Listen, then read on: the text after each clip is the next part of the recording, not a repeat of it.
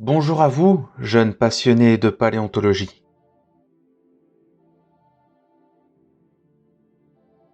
Mon nom est Echinolampas dinanensis, mais vous pouvez m'appeler Echinolampe. J'ai été décrit en 1868 par le géologue et paléontologue parisien Jacques-Raoul Tournouer. Mon nom signifie littéralement lampe épineuse de Dinan, car mes premiers restes ont été décrits près de la région de Dinan, en Côte d'Armor. Plus précisément dans une roche nommée vulgairement calcaire du Kiyou, qui sont en réalité des faluns.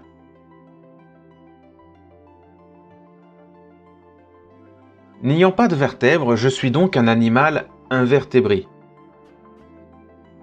Même si ce terme n'a plus de sens dans votre science, il n'en reste pas moins pratique. Quasiment l'ensemble de mon anatomie est bâti autour d'une symétrie dite pentaradiée, c'est-à-dire une symétrie centrale d'ordre 5. Ce qui fait notamment de moi un échinoderme, signifiant littéralement peau épineuse. Dans cet embranchement, il y a plusieurs groupes, comme les astérides ou étoiles de mer, les ophiurides ou ophiures, les holoturides ou holoturies ou concombres de mer, les crinoïdes ou lys de mer, et les échinides ou oursins, auxquels j'appartiens.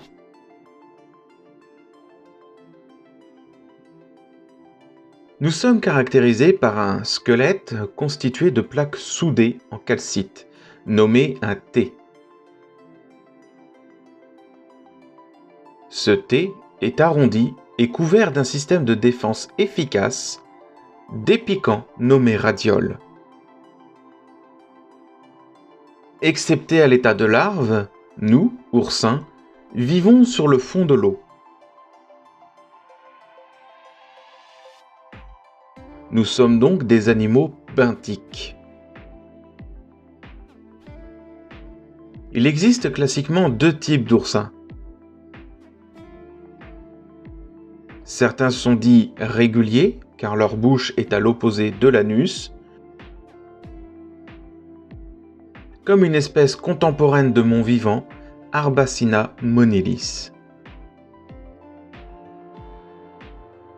D'autres sont dits irréguliers, car leur anus et ou leur bouche sont décentrés, ce qui est mon cas.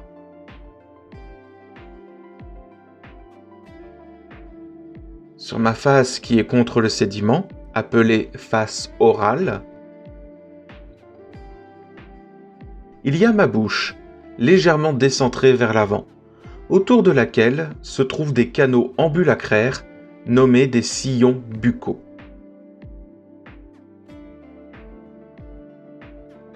Et il y a également sur cette face mon anus, sur le bord postérieur de mon T.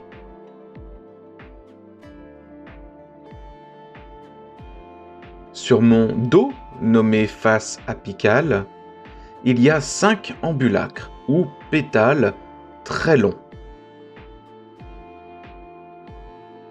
ainsi que 4 pores génitaux, qui sont ouverts lorsqu'on atteint la maturité sexuelle. Vu que les miens sont ouverts, j'étais donc un adulte accompli et j'ai pu me reproduire avant de décéder.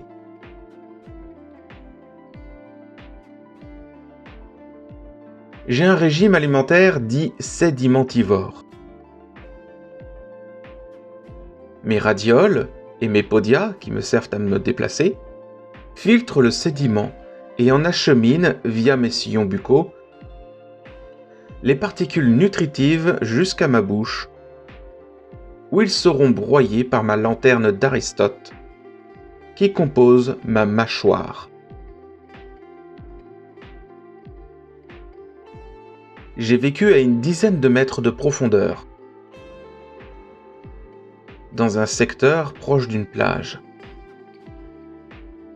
L'environnement, dans cette mer, est hostile. En dehors des prédateurs comme les raies, le courant est assez fort dans ce secteur.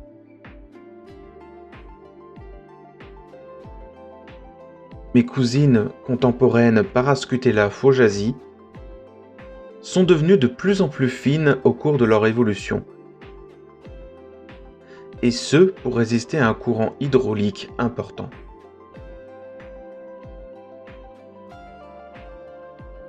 De mon côté, notre lignée a plutôt misé sur sa lourdeur, mais pas autant développée que chez d'autres cousins nommés Clipéastères, totalement absents de la mer des Faluns. Malgré cela, nous devons tout de même vivre en mode semi-fouisseur.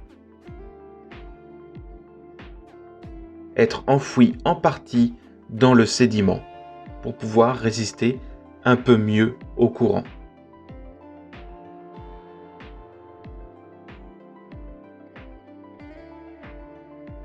J'ai été trouvé par Valéoraptor en 2016. Dans une commune située dans un ensemble appelé le bassin de Douai-la-Fontaine, en Anjou, dans une carrière de Faluns.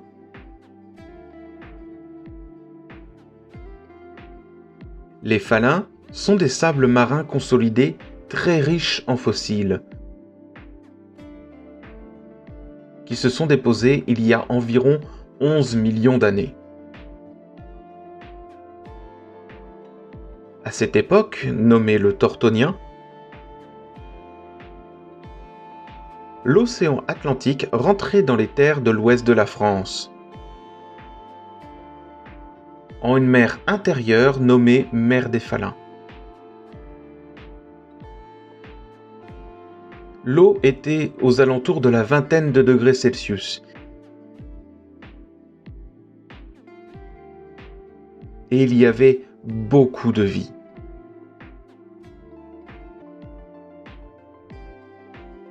Au moment de ma mort, je n'étais pas le plus grand de mon espèce. Certains d'entre nous peuvent être 2 à 3 fois plus gros que moi.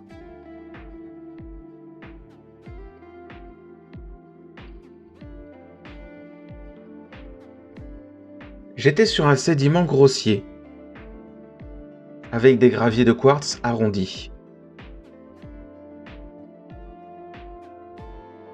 Ce sédiment deviendra plus tard un conglomérat.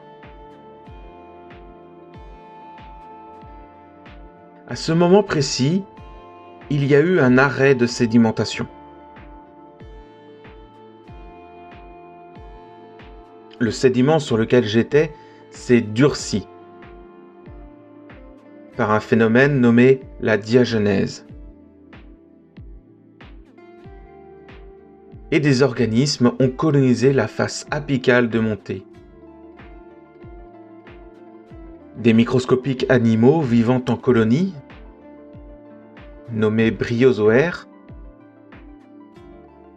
et des éponges perforantes, nommées cliones, qui ont corrodé mon thé.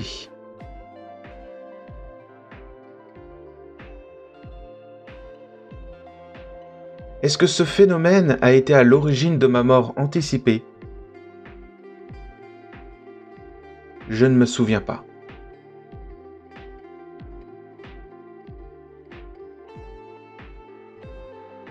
Mais en ce jour de 2016, j'ai été récupéré par un jeune paléontologue qui m'a donné une seconde vie en me conservant chez lui, me protégeant d'une destruction certaine.